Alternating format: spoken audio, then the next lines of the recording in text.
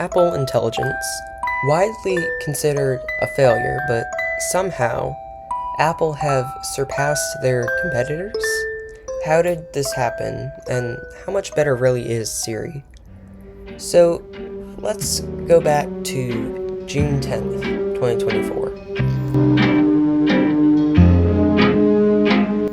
On this day, Apple held WWDC 24, where they announced many things such as iOS 18, visionOS 2, and Apple Intelligence.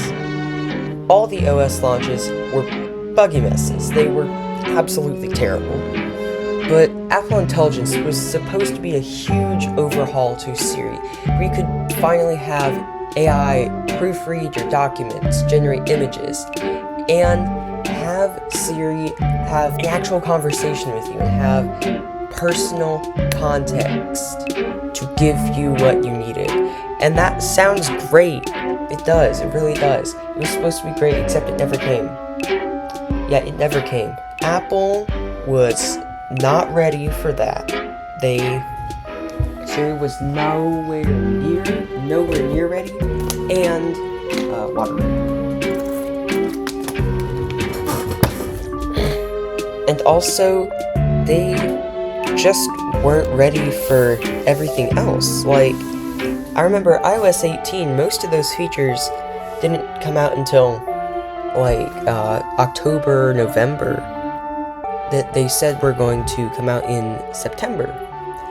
And, I feel like that's worse than what iOS 26 was, but we'll get into that later. The example that Apple gave at that time was to have Siri give you a suggestion about a restaurant to go to based off of your mom's flight that she's getting back from. So hey, find me a restaurant to take my mom to for lunch near the airport. And Siri would go into your calendar and your mail and your messages and find the information about your mom's flight, find which airport she's going to, figure out what type of food she likes, and then pick a restaurant based off of that. This was a really, really cool demo. Very cool. I like this a lot. I liked that a lot. The only problem was that was all fake. That was all a faked demo. None of those features actually worked at the time, and it took over a year for Apple to get any sort of Siri features even remotely working. But again, we'll get into that later. Now, this seems like groundbreaking technology, like ChatGPT's agent, which allowed you to have ChatGPT perform certain tasks on a real computer system. It linked ChatGPT to a real instance of Windows where it could go in and do actions for you. Or OpenClaw, where you can choose any LLM to do whatever you want. And I know it's been a few months since I've heard that name, OpenClaw, but it was very, very popular as an agentic organizer, and it was also completely open source. But fast forward to September, when the iPhone 16 series launched, we got the writing tools. So I can have an AI proofread my spelling and misspell my name. And I can have it summarize the article into key points that I can send to my non-existent boss. I'm self-employed. And I can even have it go through my notes on a meeting that didn't happen, and it will give me a TLDR that I could send to my dog. My dog wouldn't understand a single word of what it said because he's a dog, but also because it didn't make sense because it was AI, and it worked fine, but it wasn't great. No one really used it, and this was the main feature that they were advertising. This writing tools was the main feature that they showed off, in their presentation or like Apple Intelligence and like all their advertising. Like, what happened? Why? You could also use like image generation, I guess, which was like not much better. And yeah, it was a mess. That image playground, by the way, it didn't come until months after. Like multiple months. It took them until 18.4 that image playground came out. So it was like February, March time that image playground and Genmoji finally existed, which, by the way, I still hate Genmoji. It is the ugliest, creepiest, uncanny valley things that I've ever seen. Do not like using it. It gives me the creeps. I don't like it. So I just don't use it. I can put an image here of the school bus emoji that I tried to generate with it. Yeah, I bet you can see why I don't like this. You can see why. Just look at it. Delay after delay has happened, and Siri has fallen even farther behind because of it. Funny story, Apple kind of got sued over this whole disaster. After their marketing team showed off these features at WWDC. Near December of 2024, so I don't remember who announced it, but someone announced that they were going to be suing Apple in a class action lawsuit, and they ended up going through with it, and the court date recently passed, and they won. So now if you bought an iPhone 15 Pro, 16, or 16 series sometime between that WWDC in 2024 and 2025 WWDC, then you can get a number of dollars greater than one. And unfortunately, I don't qualify for that, but I think many of you will, so go check that out. How did Apple let their marketing team show this off, though, when the AI team clearly knew that none of it worked?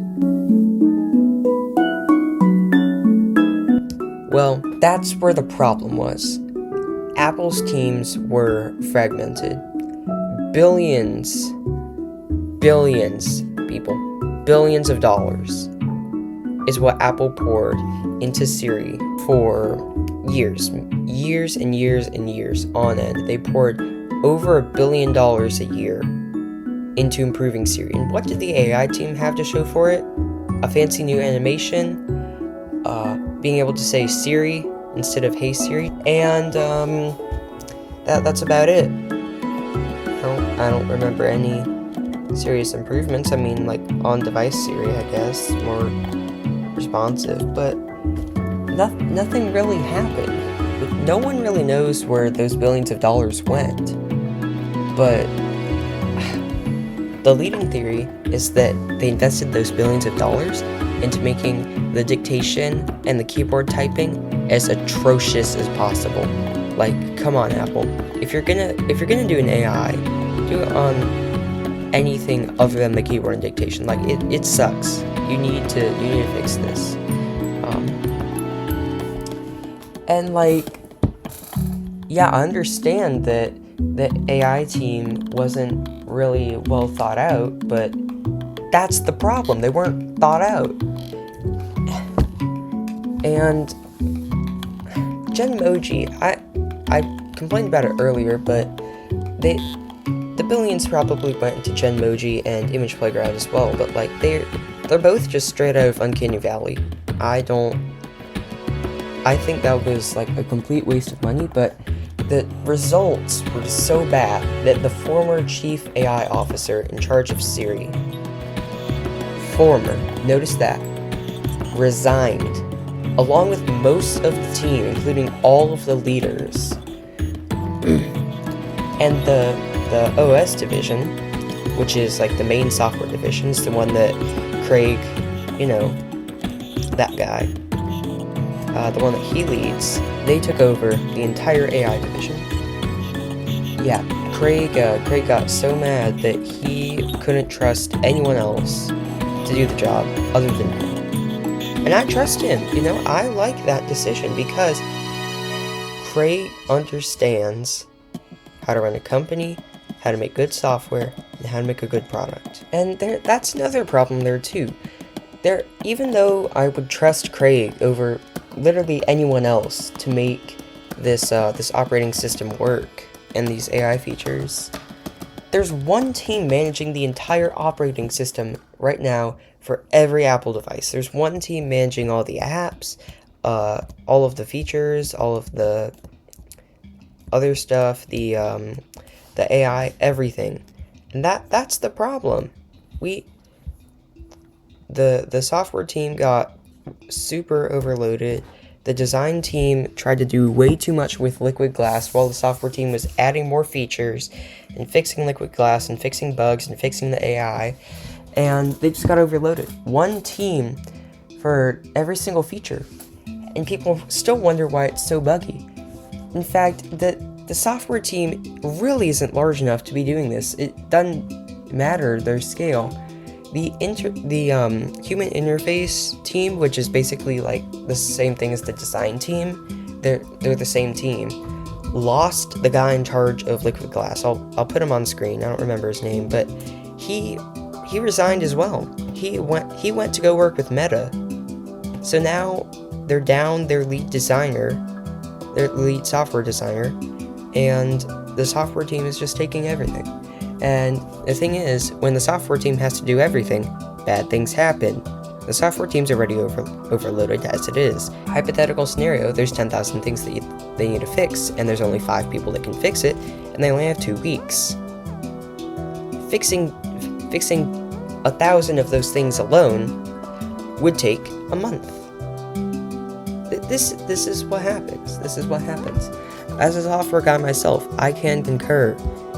It is stressful. It is too much. You cannot do that. Like, we're sitting here typing at our computers, typing about how bad Apple software and Apple Intelligence is, while Craig is trying his hardest to fix everything and still meet his deadlines, and wear that same blue polo every event, and still run the entire WWDC event. Siri might be broken, but you know what's not? Those like and subscribe buttons. Yeah. You should all click those like an odd number of times, like 1, 3, 5, 7, anywhere between 1 and 99 times.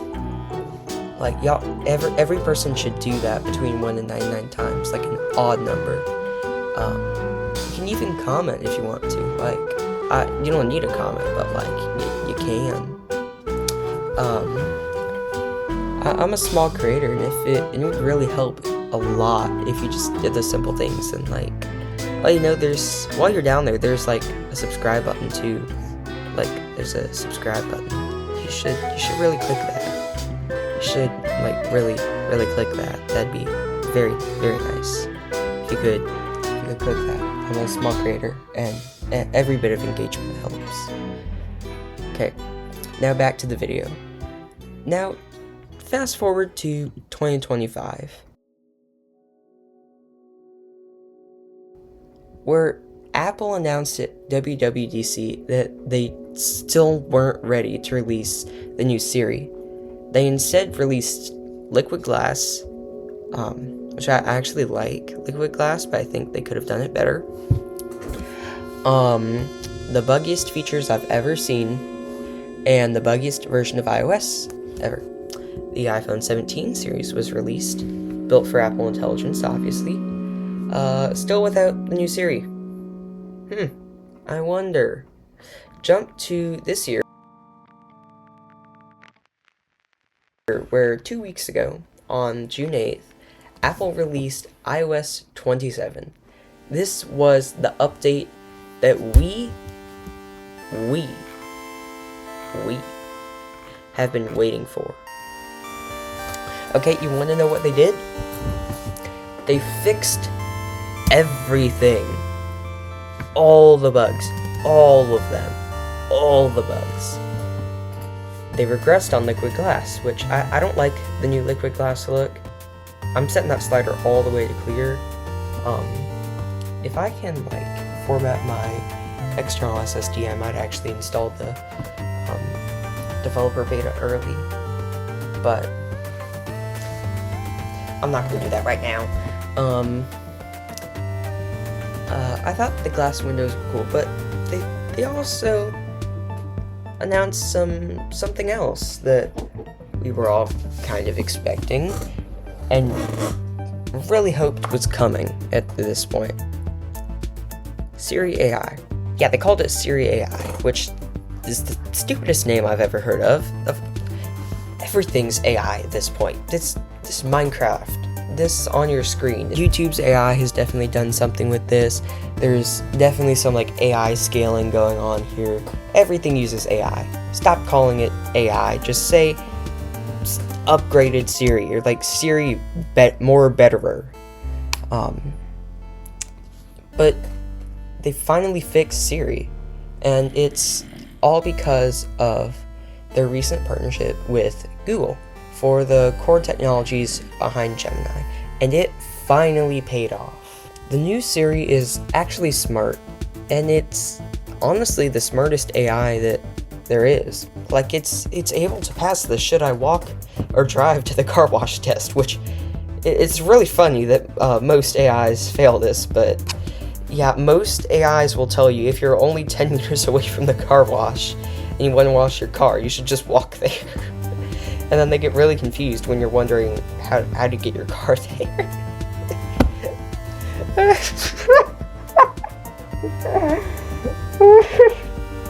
This is the stupidest thing.